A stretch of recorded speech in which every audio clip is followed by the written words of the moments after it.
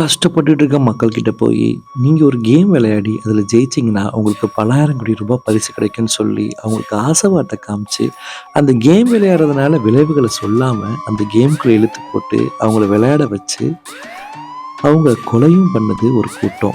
இந்த கூட்டத்த பத்தி தெரிஞ்சுக்கிட்ட ஹீரோ, இந்த கேம எப்படியாவது தடுக்கணும்னு சொல்லிட்டு, வாலண்டியரா உள்ள வந்து இந்த கேம்குள்ள விளையாடுறாரு.